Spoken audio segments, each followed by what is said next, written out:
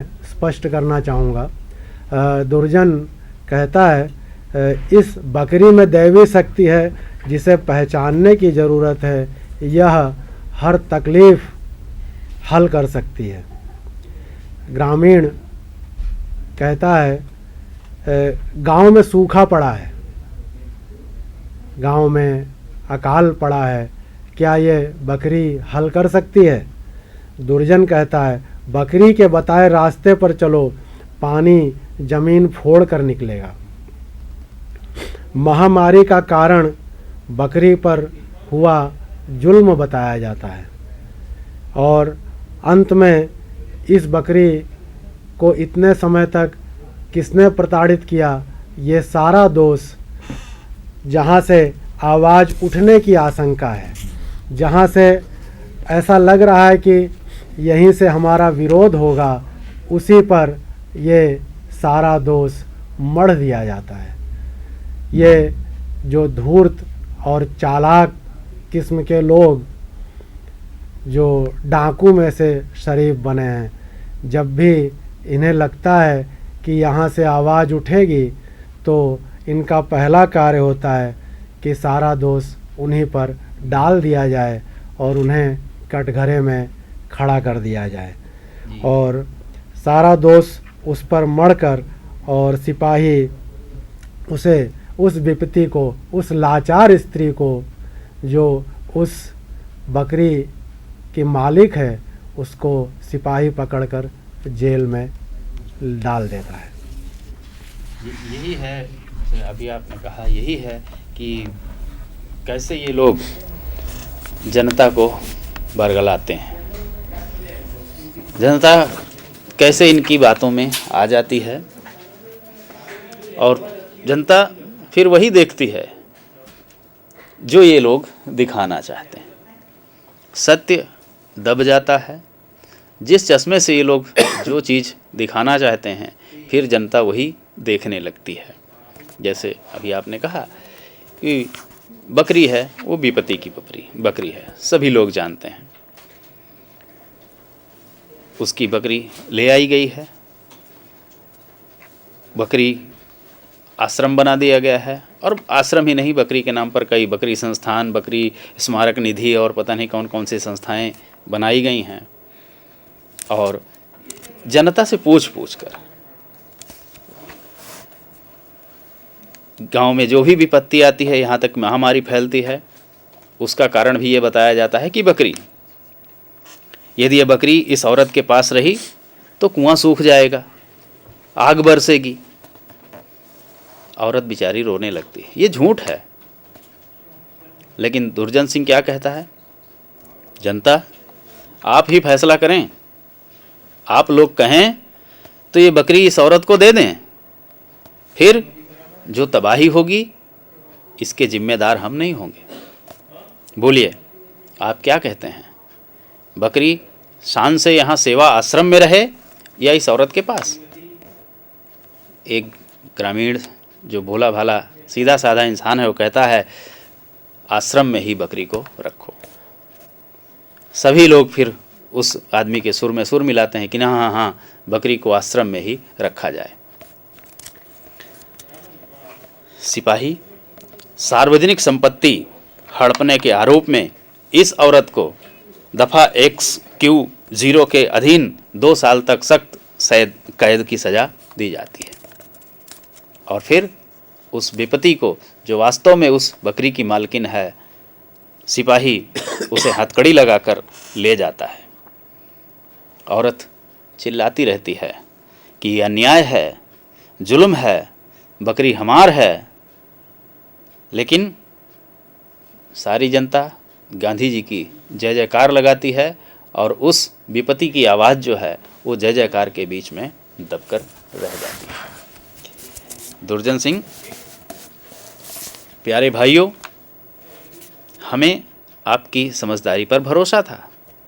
अब आप यहाँ से खाली हाथ कोई न जाए, यहाँ से अब खाली हाथ कोई नहीं जाएगा। आपको जो मानता मांगना हो मांगे, आपकी सारी मनोकामना पूरी होगी। जो कुछ आपके पास है इस पर न्यौछावर कर दें। जो कुछ इस पर चढ़ा दें, चढ़ाकर जाएं सच्चे मन से, आपके सारे संकट इस बकरी के पास हैं, सारे संकट दूर हो जाएंगे। ग्रामीण लोग एक एक करके आते हैं, बकरी को दंडवत करते हैं और कंठमाला जो कुछ भी उनके पास है सब चढ़ाकर चले जाते हैं।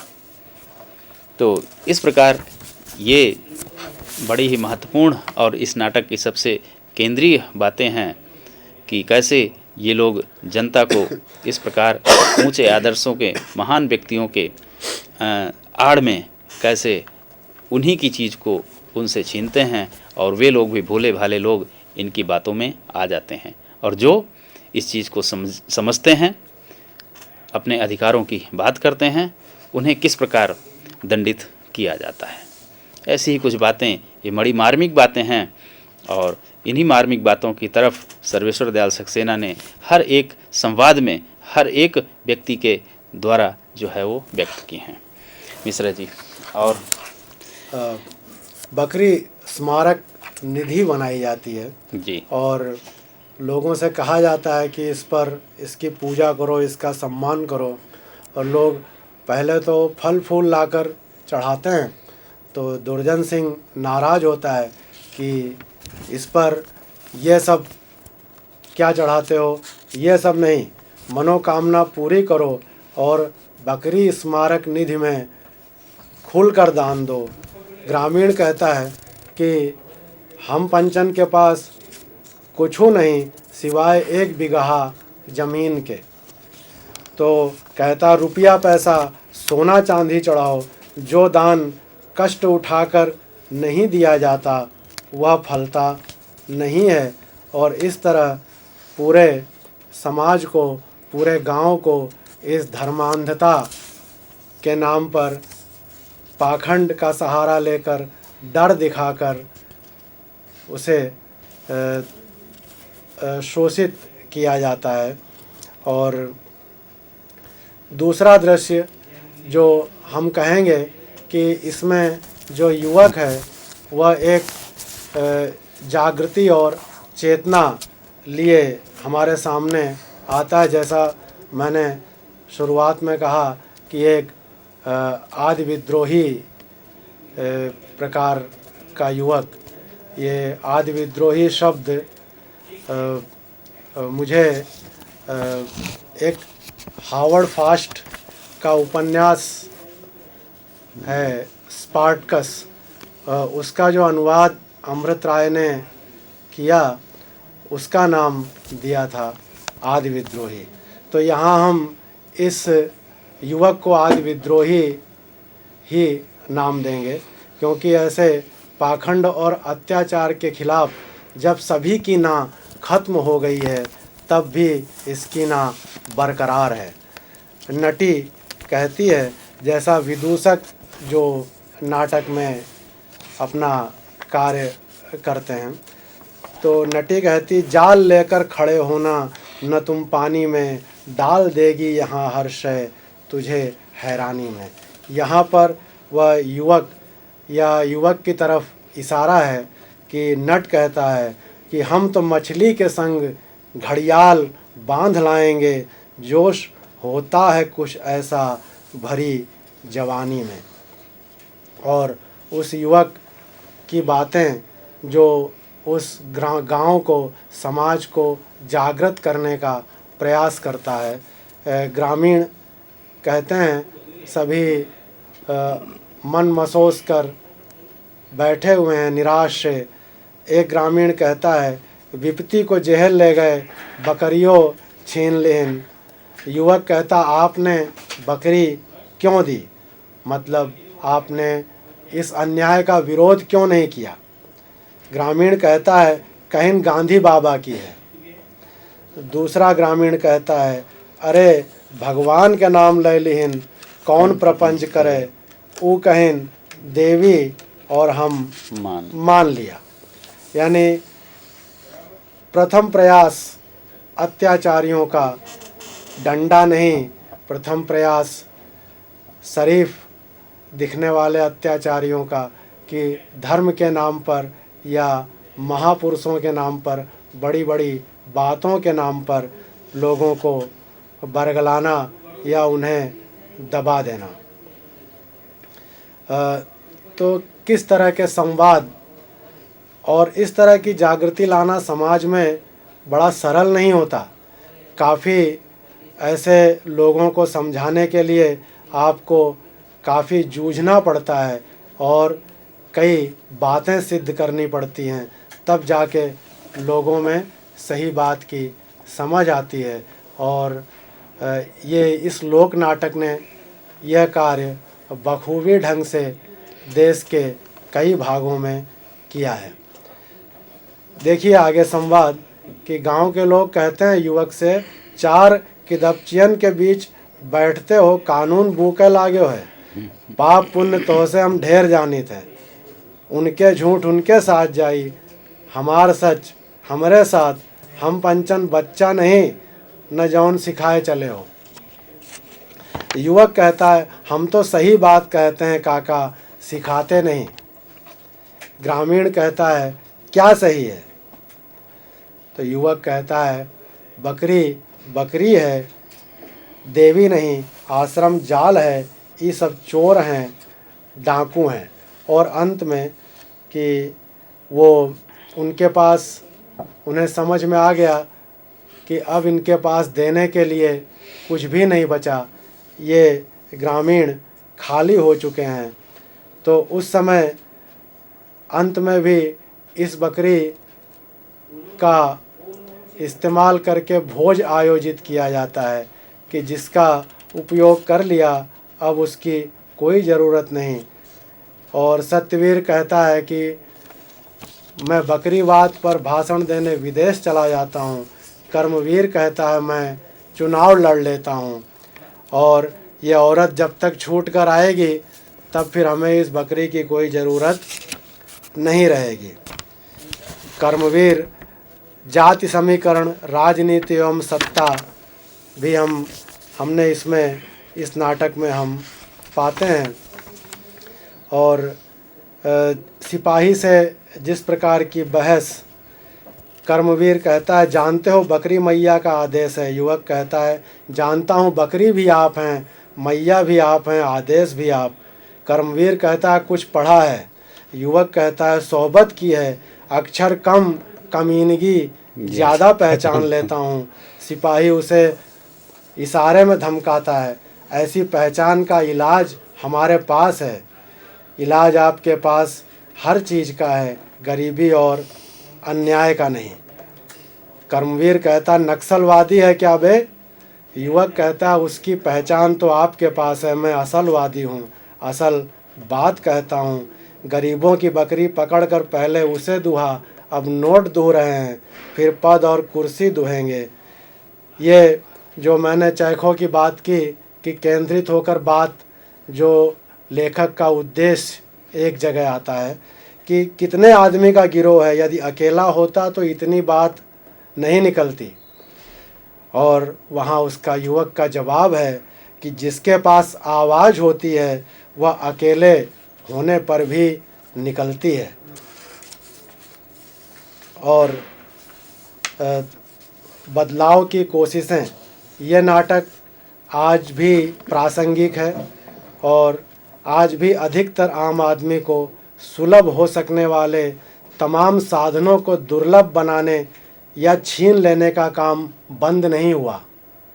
कभी कभी तो यह नाटक हम राज्यों की ओर ध्यान दें तो बड़ी मजबूती से प्रासंगिक होता दिखाई देता है। फिर भी हम कोशिश करें और उम्मीद करें कि वर्तमान समय में यह नाटक अप्रासंगिक हो जाए। धन्यवाद जी। मिश्रा जी, बहुत अच्छी बात कही आपने। थोड़ी सी एक दो बातें और मैं इस नाटक के विषय में कहना चाहूँगा कि जैसे कि शुरू में कहा गया कि यह नाटक जो है लोक शैली में लिखा गया है, नौटंकी शैली में। सर्वेश्वर दयाल सक्सेना जिस प्रदेश से संबंध रखते हैं उस प्रदेश में नौटंकी जो है ये लोक शैली का बहुत ही प्रचलित रूप है। और उसी नौटंकी शैली में जो ये है नाटक लिखा गया है। नौटंकी शैली में भाषा की बात तो बीच में आ ही गई है। इसके पात्रों के माध्यम से जिस भाषा को आपके सामने प्रस्तुत किया गया वो विपत्ति के माध्यम से, उस नवयुवक के माध्यम से और ग्रामीण व्यक्तियों के माध्यम से। तो नौटंकी शैली में जो नट नटी की योजना है, जो नट नटी हैं वो नट शुरू से ही विद्रोही दिखाई देता है। और मंगलाचरण की जो योजना होती है कि नौटंकी के पहले प्रारंभ में शुरू में इष्ट देव की वंदना की जाती है, इसमें भी उसका पालन किया गया है। और नौटंकी शैली में जिन छंदों का गीत योजना तो अद्भुत है। ये नौटंकी शैली की अपनी अलग विशेषता है इन लोक नाटकों की कि उसमें गीत योजना होती है।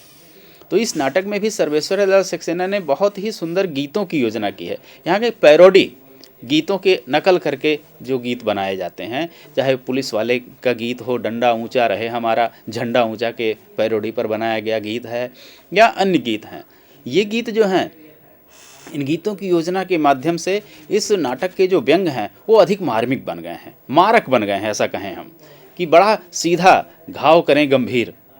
कि जो शुरू में मैंने कहा था कि अगर आपको इनके खिलाफ आवाज़ उठानी है तो या तो आप चुप रहिए या फिर आवाज़ उठाइए। आवाज़ उठाएं तो ऐसी आवाज़ उठे कि सामने वाला तिलमिला उठे। तो ये जो संवाद हैं, ये जो गीत योजना है, ये गीत यही तिलमिलाने का काम करते हैं। कि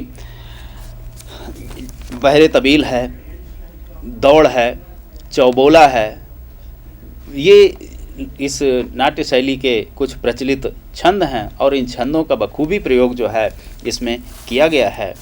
और अंत में एक पद जो है मैं कहकर सर्वेश्वर दयाल सक्सेना का इसी में कि राजनीति कि धर्म, ईश्वर, भाग्य सबकी उंगलियों से घूमता, आदमी मिट्टी का लौंदा चाक पर है झूमता, नेकी, सच्चाई, शराफत धर के सब कुछ ताक पर, थोड़े नकटे भी यहाँ इतरा रहे हैं नाक पर।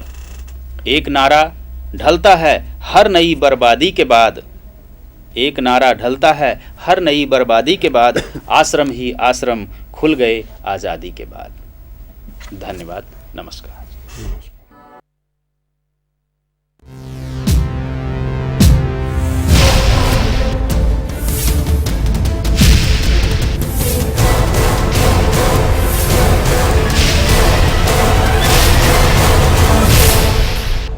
Sandhan, all Gujarat integrated class